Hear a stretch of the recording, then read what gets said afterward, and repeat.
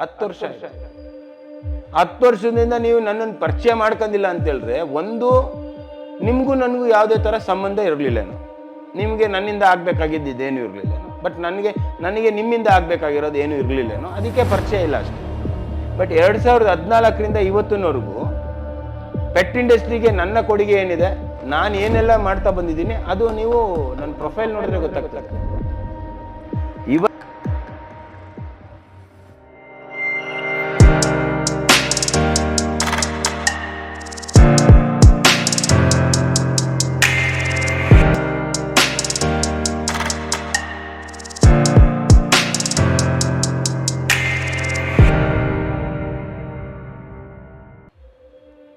ಇವತ್ತಿಗೆ ಮೈಕ್ರೋಚಿಪ್ ಅನ್ನುವಂಥದ್ದು ಇಂಡಿಯಾದಲ್ಲಿ ಒಂದು ಚರ್ಚೆ ಆಗ್ತಾ ಇದೆ. BBMP ಮೈಕ್ರೋಚಿಪ್ ಬಗ್ಗೆ ಮಾತಾಡ್ತಾ ಇದೆ. ಅದು ಬೀದಿ ನಾಯಿಗೆ ಮೈಕ್ರೋಚಿಪ್ ಅನ್ನುವಂಥದ್ದು ಮಾತಾಡ್ತಾ ಇದೆ. ಬೆಂಗಳೂರಲ್ಲಿ ಪೆಟ್ ಲೈಸೆನ್ಸ್ ಬಗ್ಗೆ ಮಾತಾಡ್ತಾ ಇದ್ದಾರೆ ಅಂತ ಹೇಳಿದ್ರೆ, ಅದಕ್ಕೆ ಹೆಮ್ಮೆಯಿಂದ ನಾನು ಹೇಳ್ಬೇಕಾದ್ರೆ ಅದಕ್ಕೆ ನಾನೇ ಕಾರಣ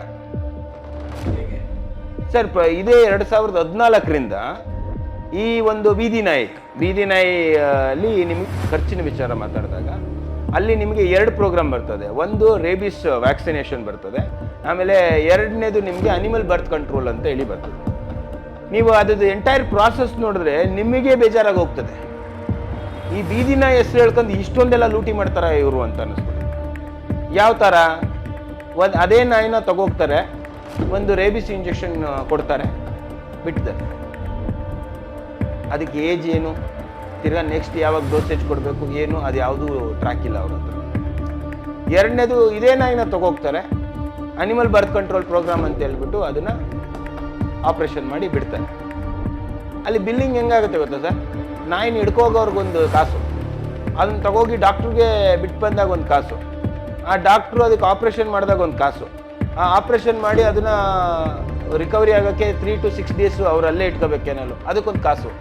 ತಿರ್ಗಾ ಆ ಕೆನಲಿಂದ ಅದನ್ನು ಡಾಕ್ಟ್ರು ಅದು ಕರೆಕ್ಟಾಗಿ ರೆಡಿ ಆಗಿದೆ ಅಂತ ಹೇಳಿ ರಿಪೋರ್ಟ್ ಕೊಟ್ಟರೆ ಅದಕ್ಕೊಂದು ಕಾಸು.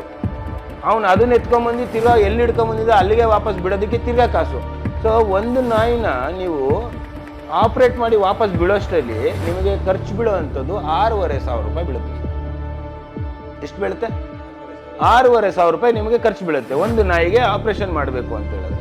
ನೀವು 80,000 ನಾಯಿ 1 ವರ್ಷದಲ್ಲಿ ಮಾಡಿದ್ವಿ ಅಂತ ಅವರು ಲೆಕ್ಕ ಕೊಡ್ತಾರೆ RTIಯಲ್ಲಿ ಹಾಕಿದ್ರೆ. 80,000 × 6,000 ಅಂದರೆ ಅಷ್ಟು ಕಾಸು ಎಲ್ಲಿತ್ತು ನಿಮ್ಮ ಹತ್ರ? ಎಲ್ಲಿಂದ ಬಂತು ಕಾಸು? ಕೇಂದ್ರ ಸರ್ಕಾರ ಕೊಡ್ತಾ, ರಾಜ್ಯ ಸರ್ಕಾರ ಕೊಡ್ತಾ, ಅನಿಮಲ್ ವೆಲ್ಫೇರ್ ಬೋರ್ಡ್ ಕೊಡ್ತಾ, ಇಲ್ಲ BBMP ಖಜಾನೆಯಲ್ಲೇ ಇತ್ತ ಕಾಸು? ಸೊ ನೀವು ಯಾವಾಗ ನಿಮಗೆ ಖಜಾನೆಯಲ್ಲಿ ಕಾಸು ಬರ್ತದೆ ಆವಾಗ ಲೂಟಿ ಮಾಡೋದಕ್ಕೆ ನೀವು ಬೀದಿ ನಾಯಿ ಹೆಸರು ಹೇಳ್ತೀರಾ. ಇದು ನನ್ನ ಮೊದಲನೆಯ ಎಗ್ರೆಷನ್. ಯಾವುದು? ಇಲಾಖೆ ಮತ್ತು ಇಲ್ಲಿರುವಂಥ ಅಸಮಾಧಾನಕ್ಕೆ ನನ್ನ ಮೊದಲನೆಯ ಕೂಗು ಅದಿದ್ದು. ಅಲ್ಲಿ ಸಮಸ್ಯೆ ಏನಾಗಿದೆ ಅಂತೇಳಿದ್ರೆ ನನ್ನ ಒಬ್ಬಂದೇ ಕೂಗು ಇಲ್ಲಿವರೆಗೂ ಹೋಗ್ತದೆ. ಸೊ 2014ರಿಂದ ನಾನು ಹೇಳದ್ನಲ್ಲ ಸರ್, ಒಬ್ಬ ಇದ್ದಂತೆ ಒಂದು 100 ಜನ ಇದ್ದರೆ ನಿಮಗೆ 1 ತಿಂಗಳಲ್ಲಿ ಕೆಲಸ ಆಗ್ತದೆ.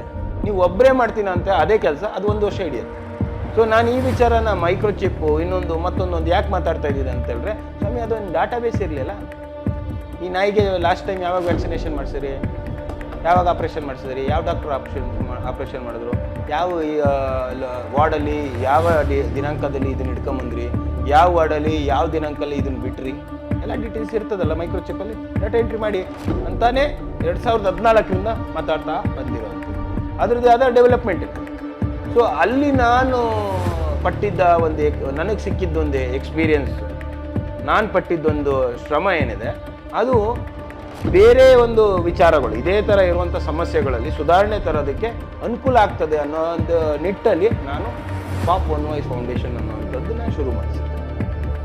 ಅರ್ಥ ಆಯ್ತಾ ಸರ್? ಇದು ನಾನು ಯಾವುದೇ ಒಂದು ಕೆಲಸ ಆಗಲಿ ಫಸ್ಟ್ ನಾನು ಮಾಡ್ತಿದ್ದೆ.